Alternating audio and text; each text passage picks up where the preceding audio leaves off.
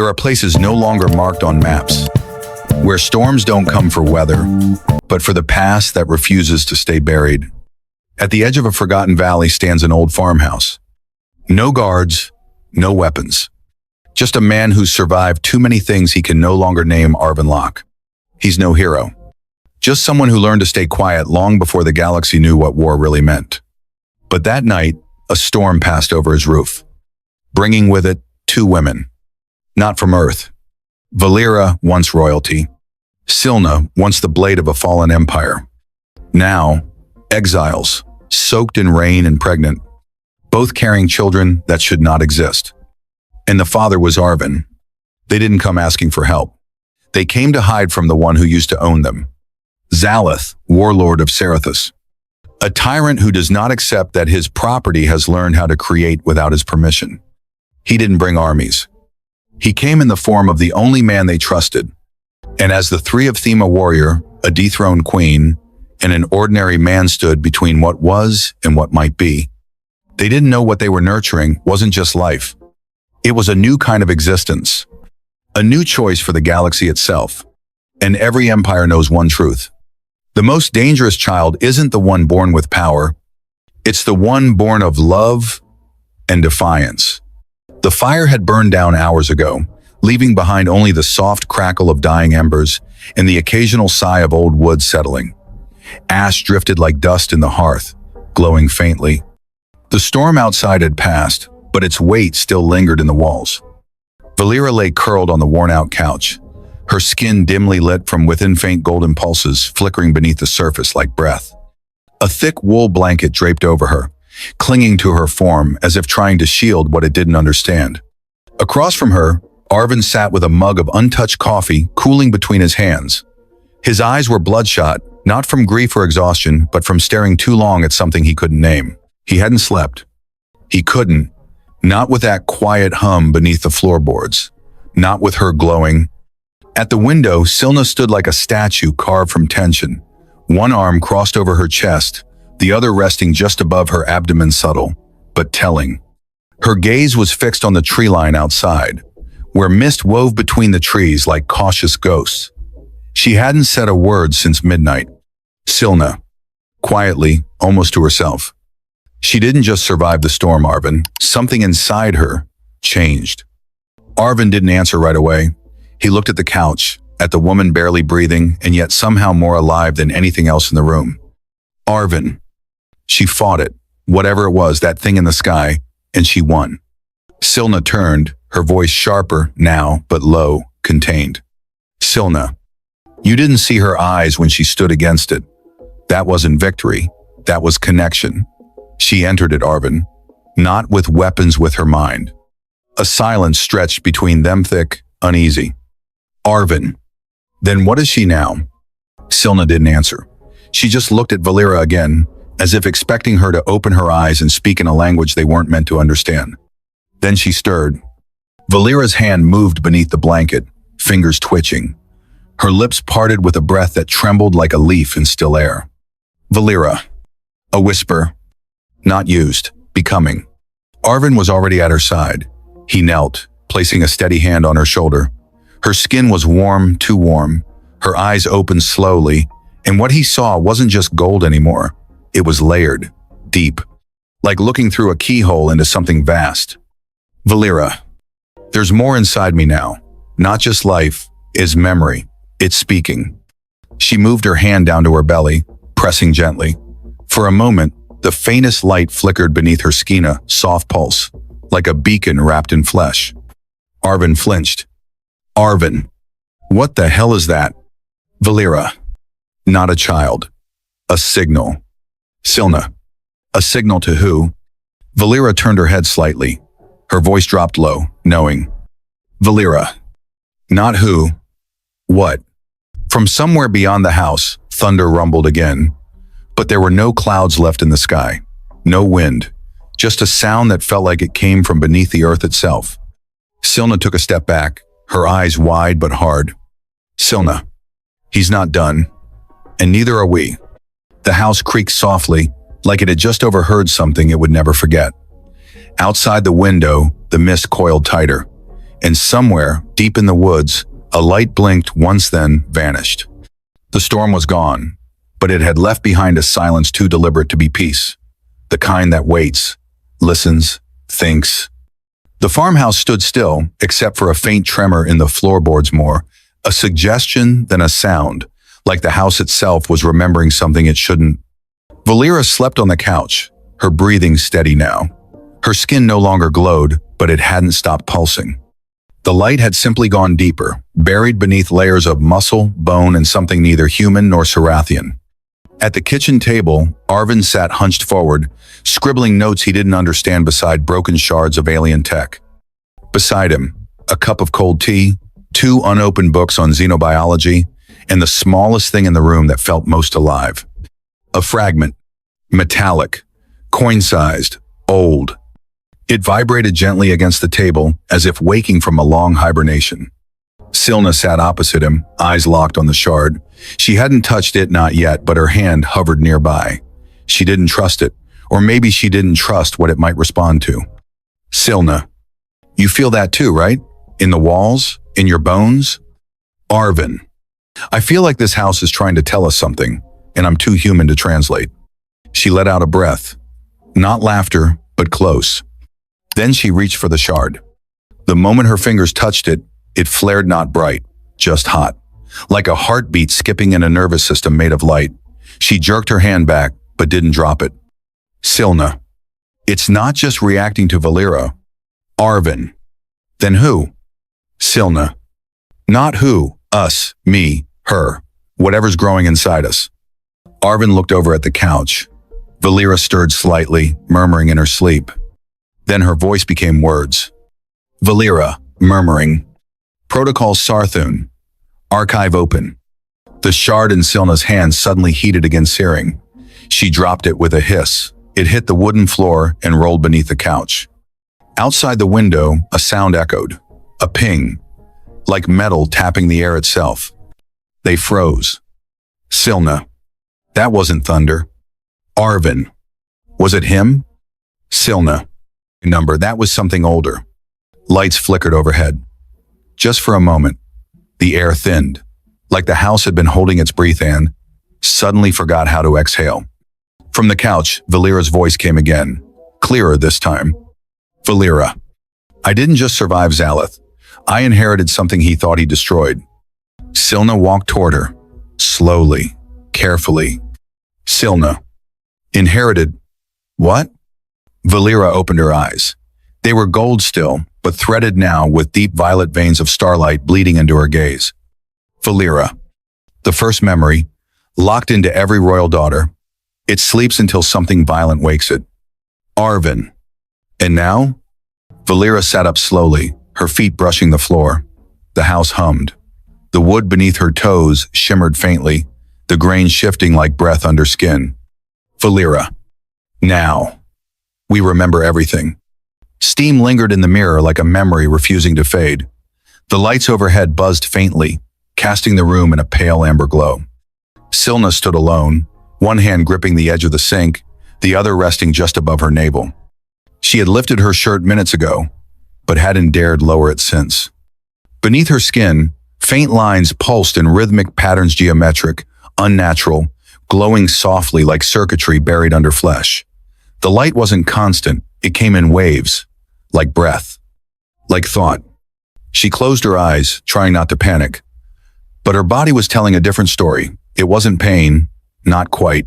It was expansion. Change. Silna, softly. This isn't normal. This isn't even possible. A soft knock echoed from the hallway. Arvin, OS. You okay in there? She didn't answer right away. She took a long breath, willing her voice to be steady. Silna. Fine. Just give me a minute. He hesitated. Then his footsteps retreated. Silna turned back to the mirror. Her reflection stared back older somehow, or maybe just different. She opened the medicine cabinet and pulled out a diagnostic wand. Human tech. Outdated, but still functional. She hesitated, then placed the device against her lower stomach. It beeped, then blinked, then spoke. Diagnostic divus, mechanical, clinical. Gestation, 14.2 weeks. Anomaly. Cellular acceleration exceeds 87% of baseline. Foreign genomic code detected. Hybrid markers unstable. Silna's breath caught. Silna. 14 weeks? That's impossible. She dropped the wand. It clattered into the sink and fell silent. She gripped the edge of the counter, knuckles white. Her legs trembled slightly. Then she whispered the truth she hadn't wanted to hear. Silna. It's not just growing, it's evolving. Cut to Velira's room. Velira sat by the window, cloaked in quiet. Her eyes reflected the moonlight in slow, thoughtful blinks. When Silna entered, she didn't look up. She didn't need to. Velira. You felt it, didn't you? Silna said nothing for a long time. Then, Silna. What's inside me isn't human, and it's not just Sarathian either, it's something new. Velira rose, moving to her slowly. She placed her hand gently over Silna's abdomen. The light flared again beneath the skin brighter now. Deliberate, responsive. Velira. Zalith's legacy was never about power. It was about control. He experimented with accelerated hybrids designed to survive anything. Soldiers born ready, creatures built to obey. Silna. But this child, it doesn't feel like a soldier. Velira. Because it isn't. She looked up. Her voice softened. Velira. It feels like choice. And that's what scares him. Silna's expression shifted, no longer fear, but something closer to awe, or warning. Silna. Then he won't stop until he takes it from me. A beat of silence passed between them. Heavy. Sacred. Velira. Gently. Then we make sure he never can. The forest held its breath. Mist curled low around the tree trunks, glowing faintly as though it had learned how to catch starlight. There was no wind, no birdsong, no movement. Only the soft crunch of Arvin's boots against damp soil as he stepped carefully through the dark. Around his neck, the lattice coin flickered, pulsing now, like a second heart that didn't belong to him. Behind him, Velira walked barefoot, her steps somehow silent despite the wet leaves. Her hair flowed behind her like smoke.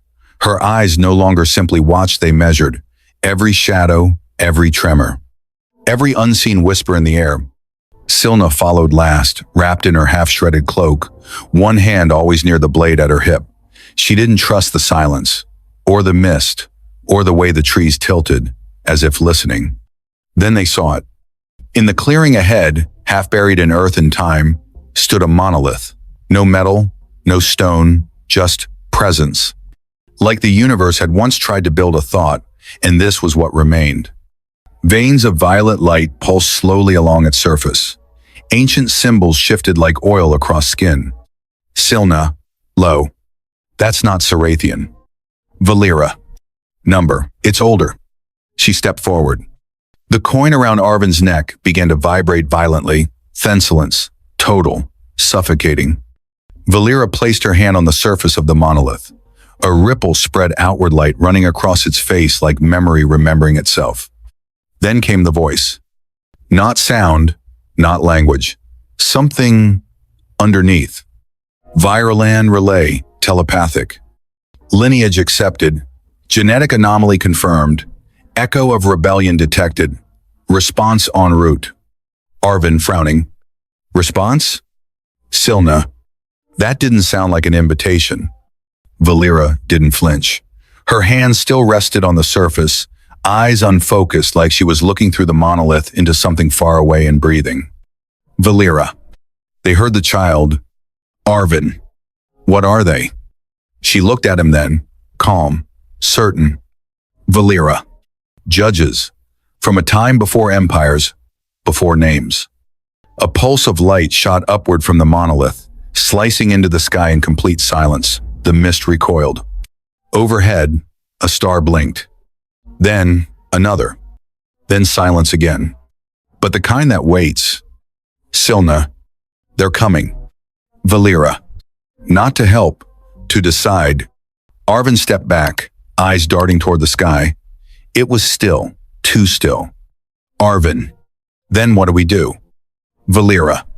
We prepare to be witnessed. And with that, The light faded, but the air didn't forget. The mist hadn't lifted. It hung low and thick, pooling like breath held too long.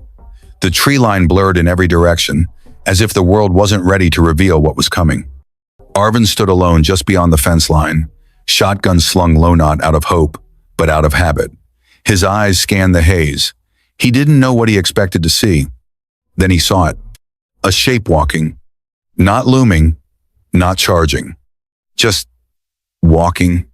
Steady, measured, human. At first, he thought it might have been a traveler, a hiker too far off trail. But the closer the figure came, the less right it felt. The stride was too smooth, too perfect. And then the face came into view. His face, but younger, sharper, cleaner, a version of himself that never lost sleep, never buried comrades, never lived. Arvin, quietly, well, that's just insulting. The figure stopped a few feet away. It smiled a smile, hollowed out and reprogrammed.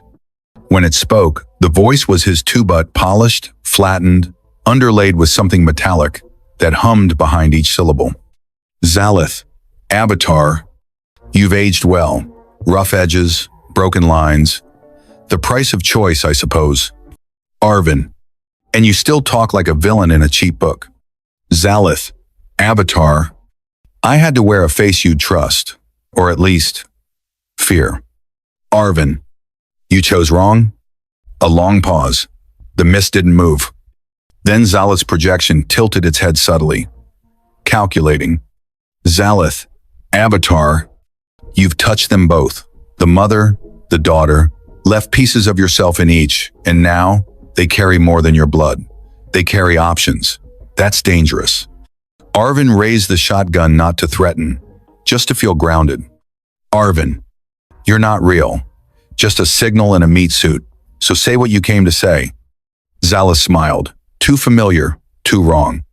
Zalith, Avatar, you think you've built a home here, a future. But all you've done is postpone the inevitable. I'm not here to fight. I'm here to offer clarity. Behind him, the mist shifted. Shape stall, quiet, flickering watched from the edge of perception. Sentinels, not soldiers. Measurements. Zalith, Avatar, give them to me. The bearers, the unborn, and I'll let your species fade in peace. Arvin, flatly, you don't get to negotiate with what you tried to erase. A new voice cut the air. Silna, OS. You call that peace? She stepped from the trees, blade at her side, cloak half torn but her eyes steady as stone. Silna, you call that mercy? Zalith's avatar turned, face unreadable. Zalith, Avatar, the firebrand, still hiding in her mother's shadow. Another voice, sharper, colder. Velira, OS. Then look me in the eye, tyrant. Velira emerged beside Arvin, barefoot, barefaced. No weapon in hand, she was the weapon. Her skin shimmered with patterns not born of biology, her gaze a fusion of memory and flame. Velira, you wore his face to make me hesitate, but you forget I knew the man before the pain, and you're not him. Zalith's expression flickered just briefly. Zalith, Avatar, you've grown theatrical. Velira, and you've grown predictable. The sky above them pulsed unsedum, but deliberate. Zalith took one last look at the three of them. Zalith, Avatar, when next I come, I won't wear a mask. Velira, then you'd better come ready to bleed. With no flash, no sound, Zalith's form simply collapsed into mist, gone, dissolved like the lie it was. The sentinels vanished with him. Silna let out a breath she didn't know she'd been holding. Arvin lowered the gun. Velira's voice came softly, almost lost in the wind. Velira, he's not testing our strength. Arvin, then what? She looked toward the gray horizon. Velira, he's testing how long it takes us to break each other. The rain had returned, not violent, just steady, rhythmic, the kind that tapped against windows like it was trying to remember a song long forgotten. The farmhouse was quiet, not peacefully so, but like something inside it was holding its breath. Arvin leaned against the wall just outside the bedroom, arms crossed, jaw tight. Across from him, Velira stood barefoot on the wooden floor, her eyes unfocused, arms wrapped around herself as if she was shielding something no one could see. Neither of them spoke. They didn't have to. Not until the footsteps came. Silna emerged from the stairwell. Her cloak hung loose across one shoulder. Her eyes were dry, but they carried the weight of too many things left unsaid. She stopped in front of them and let the silence stretch just long enough to hurt. Silna, you said you'd protect us. Her voice was calm, no accusation, no anger. Just tired. Arvin, I am protecting you. Silna, then why do I feel like I'm the afterthought in every room I walk into? Velira looked down, her fingers curling around the fabric of her sleeve. Guilt, perhaps, or memory. Arvin, this isn't what I wanted, Silna. Silna, soft, sharp, but it's what you let happen. She took a step closer, her voice still quiet, but with edges now. Silna, you sleep beside her. You speak to me like I'm breakable. You call this safety, but I feel like a stranger in my own skin and in your arms. Velira raised her head, her voice barely audible. Velira. Silna. Silna, cutting in. Number. You knew before I did, the child, the changes. You felt it, I did, and you said nothing. Velira. Because I was afraid. Silna. Of what? Velira, quietly. Of what you might become. Of what it might take from you. Silna's laugh was soft, hollow. Silna. It's already taken everything. She turned to Arvin, now closer than she'd ever stood. Silna. Do you even know who the father is? Arvin, softly. I know. Silna. Then act like it. A pause. Her breath hitched, but she didn't break. She stepped back. Silna. I'm not staying. Arvin. Silna, wait please. Silna. I'm not leaving forever. But I'm not raising this child in a house where love is a competition. She glanced toward Velira. Silna. And I'm not fighting her. I never was. Velira swallowed hard. Her voice cracked, just a little. Velira. Then why does it feel like we're all losing? Silna. Because we're building something new on the ruins of too many lies. She turned away, pausing by the stairs. Silna. When Zalith returns and don't wait for him to knock. He won't use doors anymore. A gust of wind slipped through the hallway window as she disappeared down the stairs. The front door creaked open, then shut. Arvin didn't follow. Velira didn't move. They stood in the silence she left behind. Not broken, just not whole. The sky didn't open with thunder. It simply peeled. Like a wound re-tearing itself after too long pretending it was healed. Above the valley, the clouds fractured with surgical precision flash. No warning, only pressure. Something ancient folding space in on itself. Then it arrived. Zalith's flagship wasn't a ship. It was a statement. A blade suspended in the heavens, forged from black geometry and bleeding light from seams that pulsed like veins. It made no sound, yet the ground remembered what it meant. Below, the trees leaned away instinctively. Interior, Arvin's farmhouse. The floor began to vibrate. Low, constant, like the house had begun to hum in a language older than brick or wood. Velira stood barefoot in the center of the room, her body still, her skin glowing not with warmth but with intent. Golden glyphs shimmered beneath her surface, sliding like thoughts across muscle and bone. Behind her, Arvin watched. Not as a protector, not anymore. He knew she no longer needed protecting. Only witnessing. Arvin.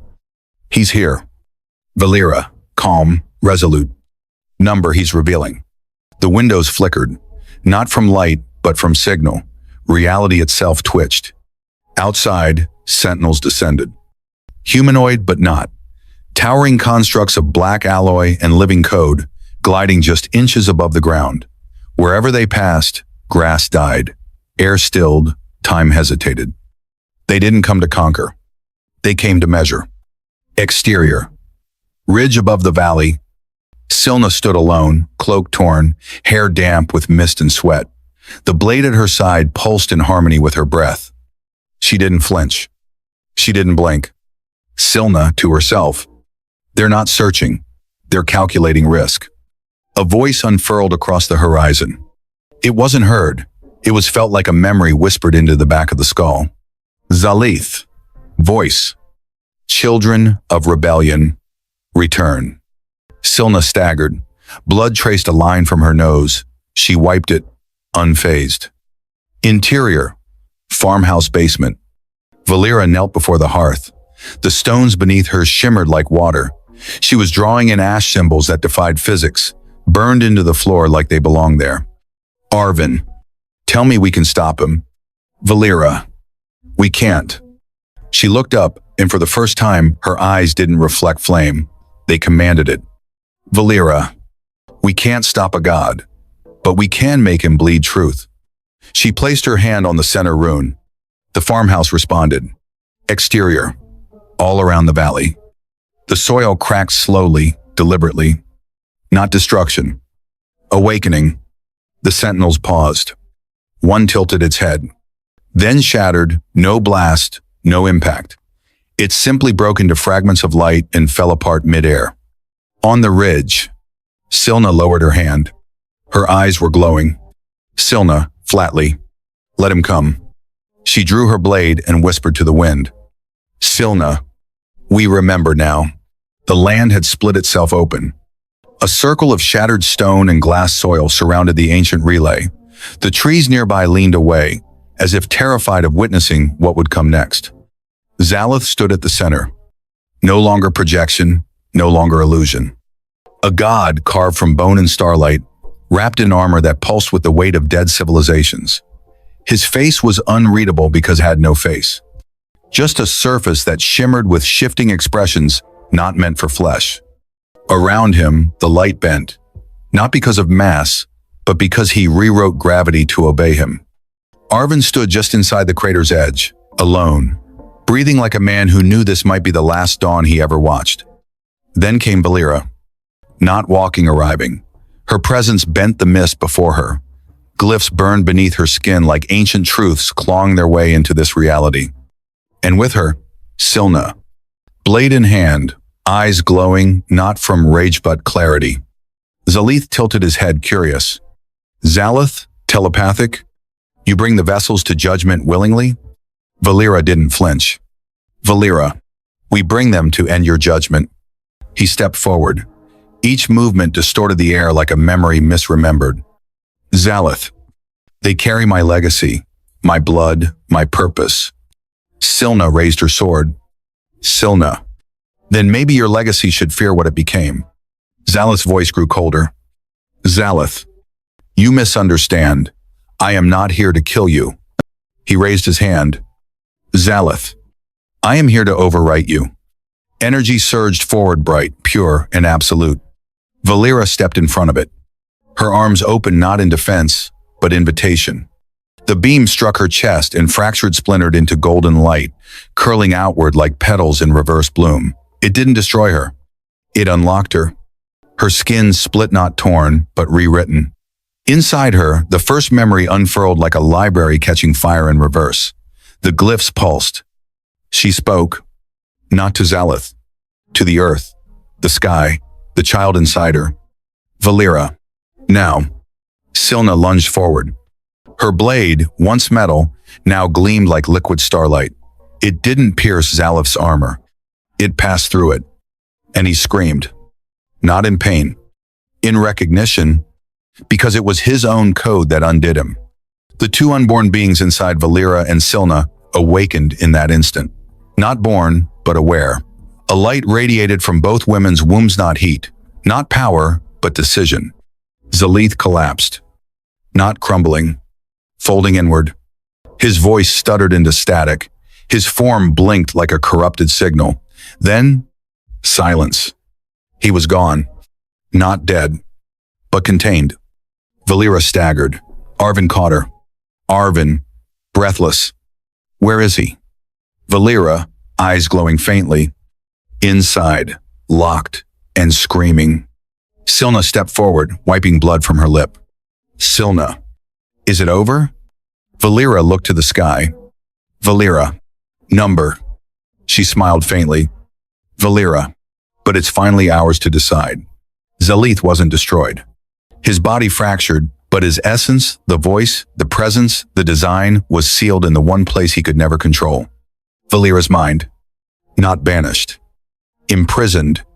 Buried inside a biological vault encoded with rebellion and the raw will of a mother who refused to kneel.